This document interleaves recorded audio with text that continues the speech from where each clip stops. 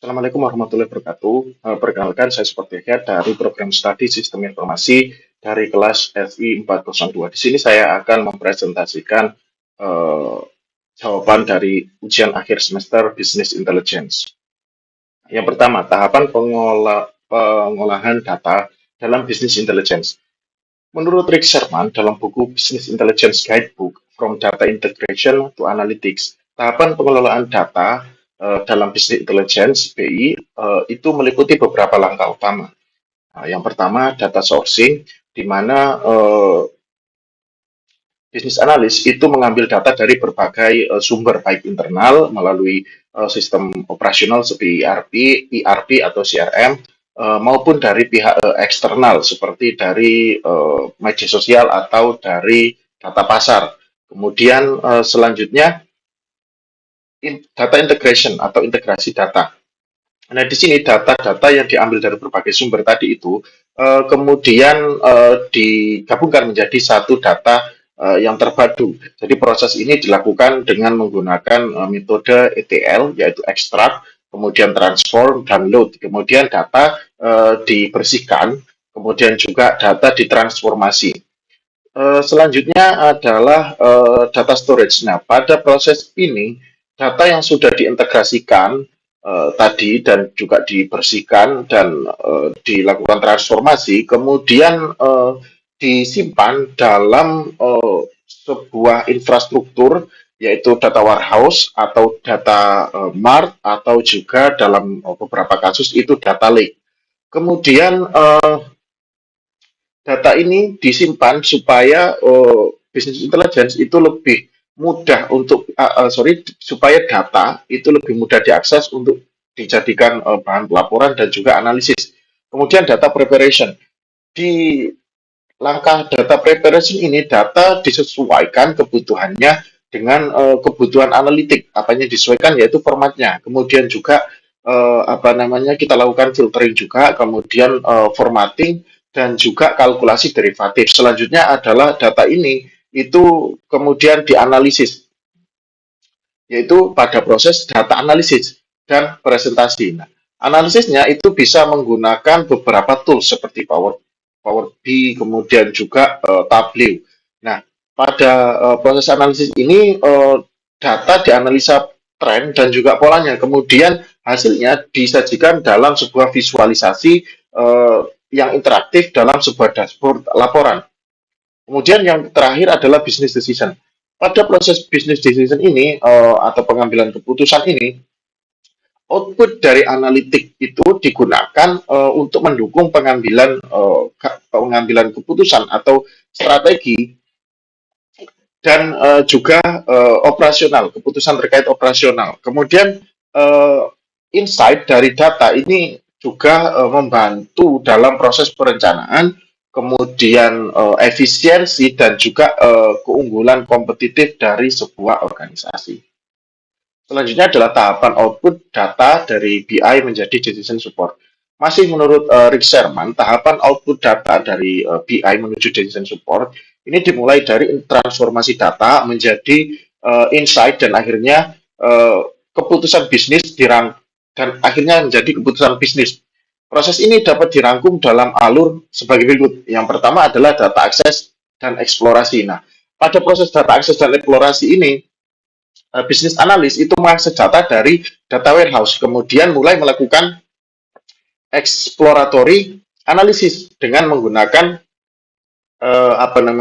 beberapa tools, yaitu SQL, OLAP, kemudian ad hoc query dan lain sebagainya. Nah, mereka mengeksplor analisis ini ditujukan untuk mencari satu pola, dan yang kedua adalah anomali. Kemudian data analysis and interpretation. Nah, pada tahapan kedua ini data analis ini merubah hasil analisisnya menjadi sebuah informasi yang bermakna melalui statistik deskriptif, data mining, predictive modeling, dan fokusnya adalah pada pertanyaan satu, apa yang terjadi, dua, mengapa hal tersebut terjadi, dan tiga, apa yang akan terjadi ke depannya. Kemudian reporting and visualization. Pada tahapan reporting and visualization ini, eh, hasil analisis itu disampaikan atau dilaporkan dalam bentuk sebuah dashboard yang terstruktur dengan grafik atau visualisasi yang interaktif. Nah, tujuannya adalah hasil analisis dapat dicerna dan dapat diimplementasikan dengan cepat oleh pengambil keputusan seperti itu. Selanjutnya adalah performance monitoring dan alerts. Nah,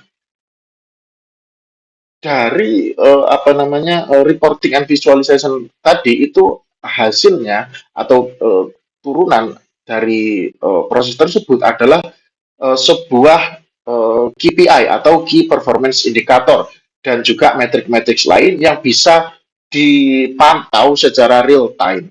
Kemudian KPI ini juga bisa dilengkapi dengan alert system atau bagaimana sebuah sistem yang dapat memberikan notifikasi saat terjadi penyimpangan seperti itu. Kemudian yang ke satu, dua, tiga, empat, yang kelima, insight generation. Nah, di insight generation ini adalah data yang telah divisualisasikan dan dianalisis tadi dirubah menjadi sebuah insight yang mana itu berisi dari temuan yang mana itu berisi berisi sebuah temuan atau pemahaman baru terkait operasi dan juga strategi bisnis.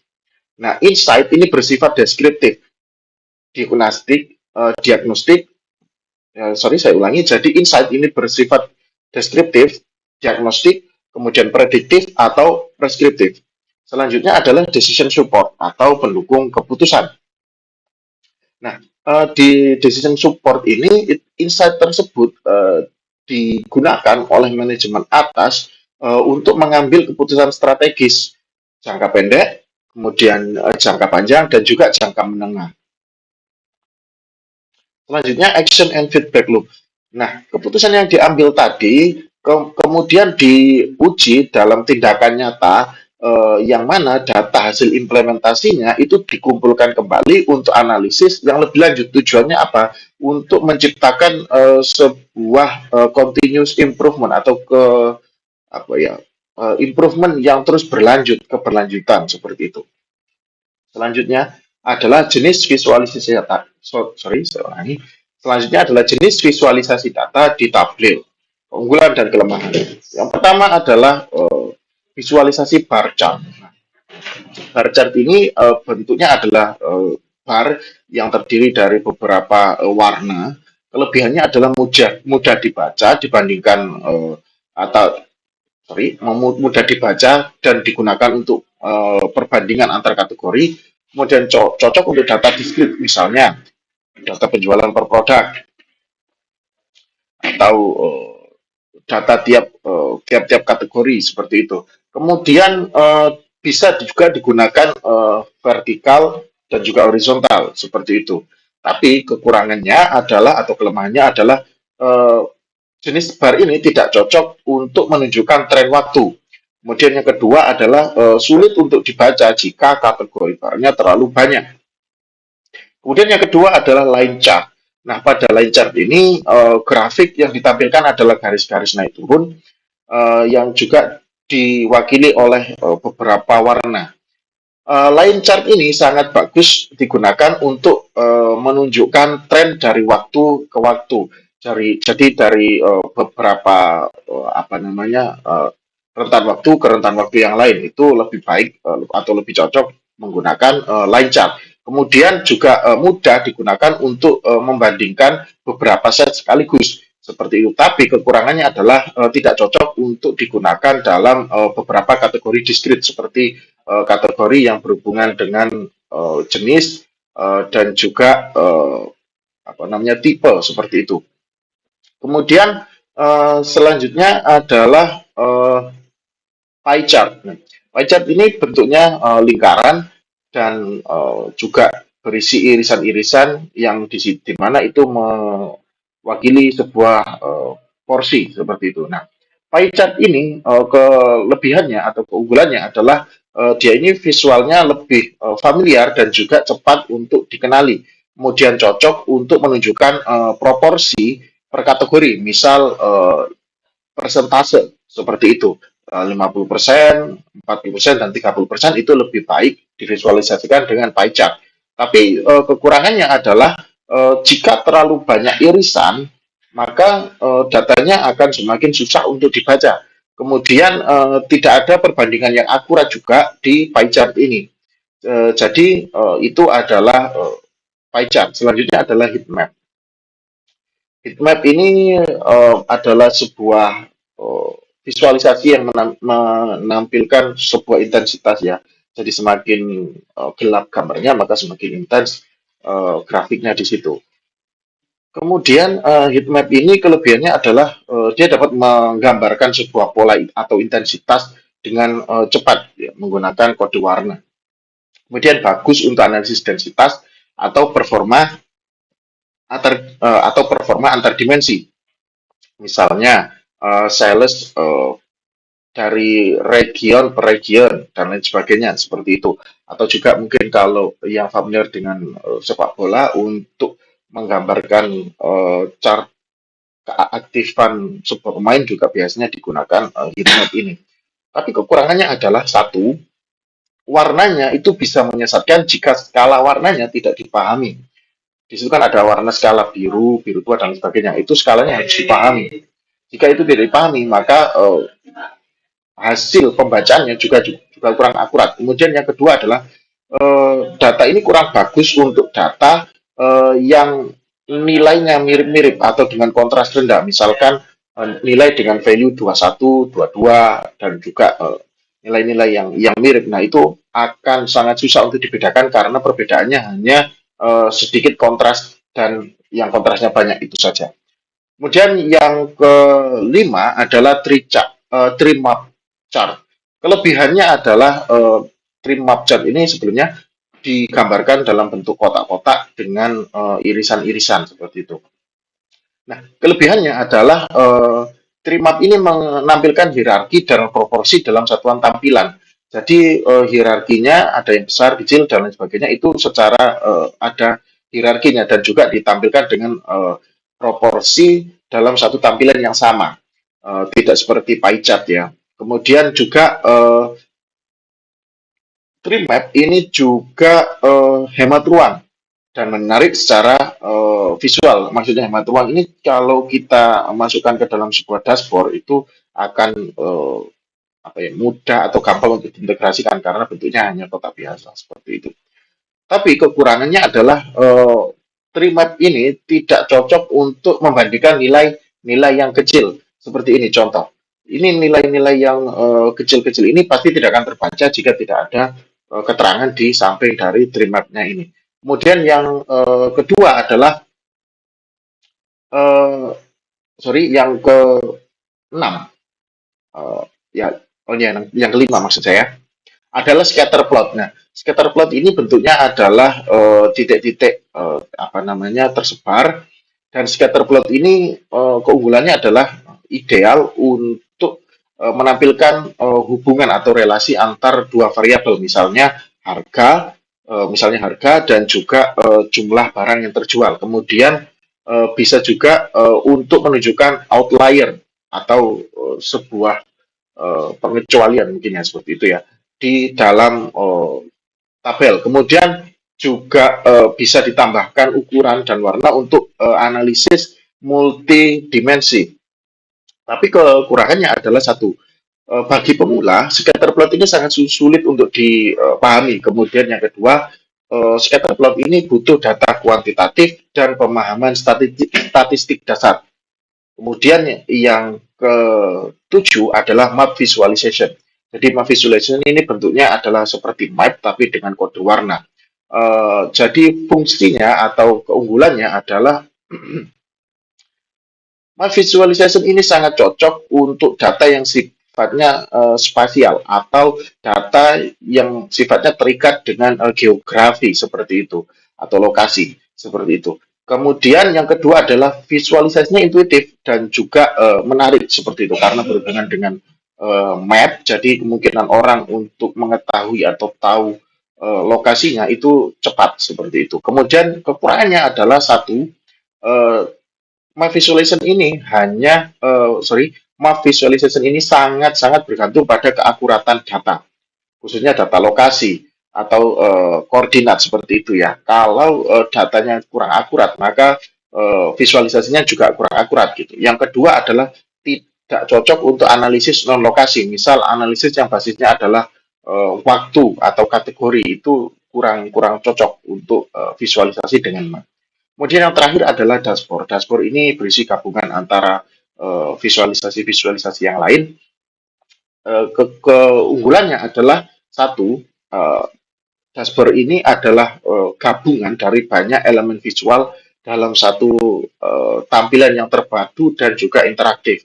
Kemudian kedua, interaktivitasnya itu maksudnya bisa difilter, kemudian di drill down, dan juga bisa di highlight data. Kemudian yang ketiga adalah dashboard ini membuat pengguna itu bisa menjelajah sendiri datanya. Data yang disampaikan itu bisa dijelajahi sendiri oleh pengguna. Tapi kekurangannya adalah satu, dashboard ini bisa membingungkan jika banyak elemen visual yang dimasukkan. Kemudian yang kedua adalah perlunya desain yang baik agar performa dan kegunaan dari dashboard ini itu tetap terjaga seperti itu. Selanjutnya adalah kriteria utama visualisasi data dan contohnya. Jadi kriteria utama visualisasi data itu ada, yang pertama adalah visualisasinya harus menarik. Maksudnya adalah visualisasinya itu harus mudah dipahami. Kemudian tata letak dan warnanya juga tidak menarik, warnanya tidak berlebihan. Kemudian scalable, artinya data dapat diperbarui dan dimodifikasi ulang sesuai dengan data terbaru. Kemudian informasinya juga harus benar dan tepat. Artinya basis data yang digunakan itu harus valid dan juga sesuai kebutuhan pembacanya. Kemudian yang keempat adalah mudah diakses. Artinya sebuah visualisasi itu harus bisa diakses di berbagai macam device, mungkin di laptop, di tablet ataupun di handphone. Kemudian yang terakhir adalah cepat disebarkan. Jadi informasi dalam visualisasi itu harus bisa dengan cepat dibagikan oleh pengguna seperti itu. Dan di sini contohnya adalah dashboard pemilihan umum Amerika Serikat pada tahun 2012. Di sini visualisasinya adalah dengan menggunakan sebuah dashboard yang interaktif. Jadi dashboard ini bisa diklik dan yang apa namanya visualisasinya ini juga bisa di scroll, di zoom dan lain sebagainya. Yang di uh, tree ini bisa juga diklik untuk mengetahui rinciannya di tree map-nya ini. Kemudian ada bar chart juga yang vertikal. Ini juga menunjukkan datanya juga lebih mudah dengan perbandingan yang sudah cukup jelas seperti itu. Untuk lebih jelasnya langsung kita lihat di websitenya. Nah ini yang saya sampaikan tadi. Jadi di visualisasinya kita bisa zoom, sorry. Jadi di visualisasinya kita bisa zoom untuk mengetahui data per negara bagian mungkin. Kemudian di sini juga kita bisa lihat dan klik di tiap kandidatnya untuk mengetahui rinciannya, dia menang di mana saja dan lain sebagainya. Dan banyak lagi banyak lagi eksplorasi yang bisa dilakukan dengan model visualisasi yang seperti ini. Baik, selanjutnya adalah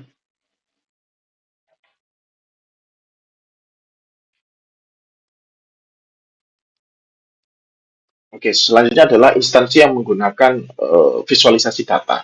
Jadi untuk instansinya sendiri di sini adalah Kementerian Perdagangan, di mana Kementerian Perdagangan itu punya sebuah platform atau dashboard interaktif yang namanya satu data dashboard.